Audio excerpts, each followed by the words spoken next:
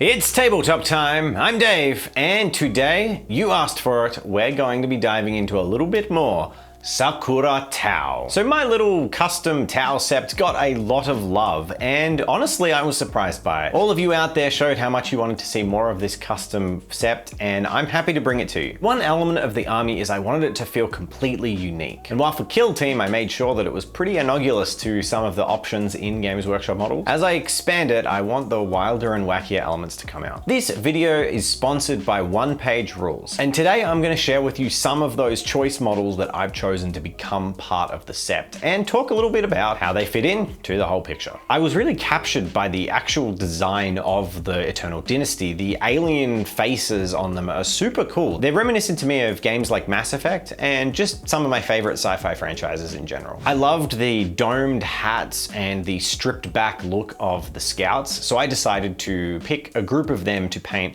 as a full squad that I could use on the table. As a side note, to get a head start on production for this month's release, we actually got these models before they'd been pre-supported by the team at One Page Rules. So they're my supports and a lot less awesome and professional as the OPR standard. Nevertheless, the models printed really well, although I'm sure your ones from their Patreon will be a lot better due to that supporting that I did myself as an amateur hobbyist 3D printer. So it's hard not to think about value for money when Games Workshop announces another massive price hike. And then on the other hand, we have companies like One Page Rules offering $10 subscriptions per month to their Patreon to be delivered absolutely loads of 3D printable files. This month, the star of the show for Grimdark Future is the Eternal Dynasty. This more gritty Japanese-inspired take on the space mecha lovers would be really cool to see on the tabletop and offers an interesting counterpoint to the mecha weeboo that are the Tau. Becoming a patron of One Page Rules also gives you access to their full editions of their games, Grimdark Future and Age of Fantasy. I've recently been learning the game and playing it and loving some aspects of it so much. I played a tabletop game in an hour that included such amazing moments as completely running over a squad of infantry and grinding them beneath the treads of my tank. Not only that, if you sign up for only $10 a month, you also get 50% off their entire My Mini Factory store, which means you can catch up on all their past releases for a massive discount. People who remain a patron for 3 months or longer get access to amazing loyalty rewards, special minis just for you longtime supporters of One Page Rules, so definitely a reason to stick around. So make sure you check out the link in our description, head on over to Patreon/OnePageRules and sign up today for only $10 a month. Get access to all these amazing minis and cool rules. Now, let's get some paint on these models. With all of my Sakura models, I prime them black. And then I come in with an airbrush at roughly halfway down the model and spray them with a darker gray. The particular gray I use is Vallejo's Cold Gray. Then from a higher angle and directly above, I zenithal the model using Vallejo's Stonewall Gray. With these bases established, it sets a really good undertone for the contrast paint I come in with. Now, on my original models for the first video, I actually used a scale 75 instant alchemy for this. And what I realized once I went home from the studio and started working on some of my Sakura is that I don't own that paint, nor do I have a shop near me that has that paint in stock. So that was gonna be a problem. So I quickly checked a few different contrasts and found that the Citadel contrast Militarum Green was actually very, very close in coloration. So I used that on all of the undersuits. The zenithal highlighting onto the black that I'd already done with my airbrush meant that the contrast had an extra strong effect, and I really didn't feel this needed much more work. I brought in some yellow tone to the highlights using Ianden Yellow Contrast, which I had also previously done with an instant alchemy paint. On certain character models, like the awesome leader, who I'm going to call for ease's sake my ethereal or my cool ethereal, I use Vallejo's Dead Flesh to do some careful line highlighting. Now, establishing a few more base coats, I went onto all the areas that would become pink and painted them with a scarlet red.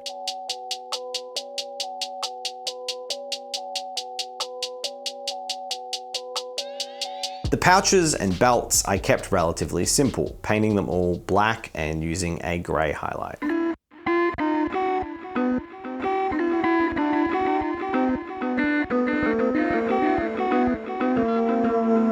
Now, an area on the Scout models that was nothing like any of the Tau models I'd previously painted was the foot wraps. For these areas, I used Skeleton Horde contrast, once again taking advantage of the pre-shading I'd done with my Zenithal. These simpler painting techniques really allow areas like the armor and the pink detailing to shine. Once this was done, I highlighted the gray armor. This is a focal point and one of the only points I bring up to an almost white. First, I clean up any majorly difficult areas with some flat stonewall gray where the wash had spilled outside of recesses, and then painted the metallical components with Scale 75's Garnet Alchemy.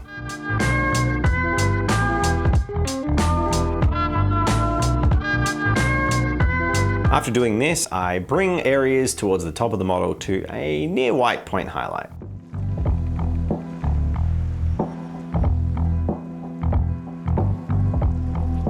With these steps done, the majority of the infantry are complete. I did have to pay special attention to the domed helmets of the scouts. I love these helmets. They remind me of Kabuto the Pokemon, or Pit droids, my favorite droid from Star Wars, because I'm a baby who liked Phantom Menace because it came out when I was like 10.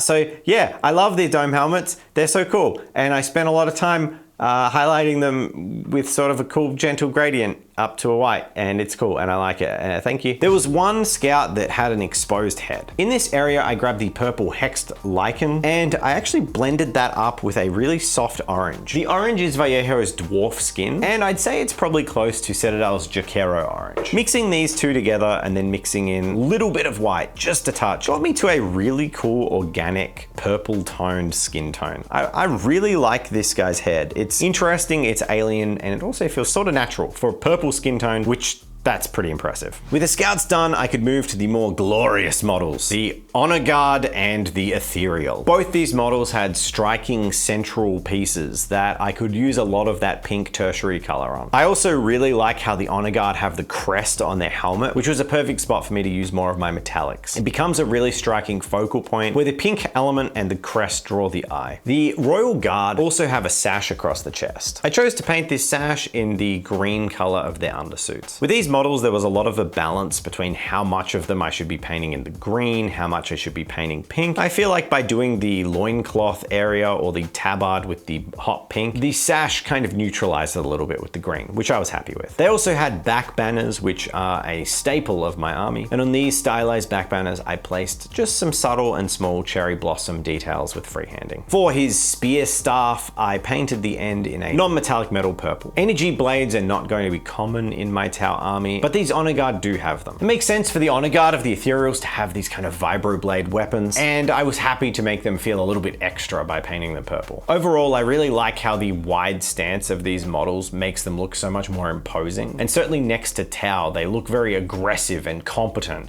especially in melee combat, which is a nice juxtaposition. Now, for the Ethereal model, there are a few more steps I wanted to take. For the most part, the model followed the same process as the others before it. However, he had a fairly large cloak surrounding him. Given that I wanted it to be the same gray as the armor, I differentiated both elements in a distinct way. On the cloth elements, I highlighted them by using a rough stippling technique, leading to messy natural highlights along the raised edges. For the armor, however, I took extra time to clean up after the pin highlighting, coming back in with the base color and then highlighting to a much higher white than I had for the cloak. While the effect is subtle overall, when you look at the model and look at these two elements side by side, you can clearly see the distinction between the sharp, clean metallic plates and then the softer cloak that hangs beneath. For the basing of all the models, I used a flock mix and a static grass applicator with a little clip of brass rod to apply them.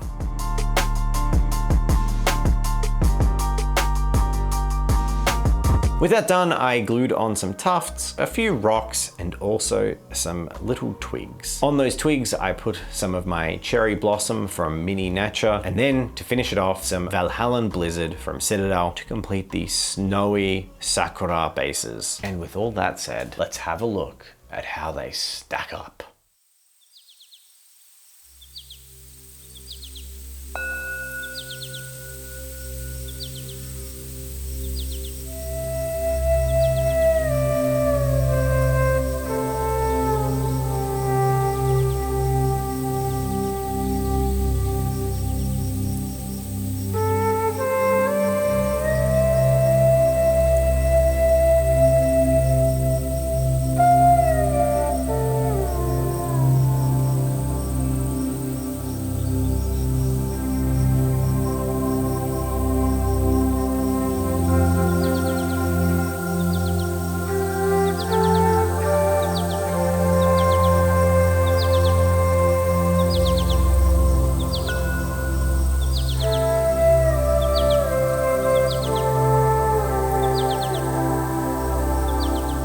And it is time to thank our wonderful patrons. We truly appreciate your patronage as it helps us to produce as much amazing content as we do.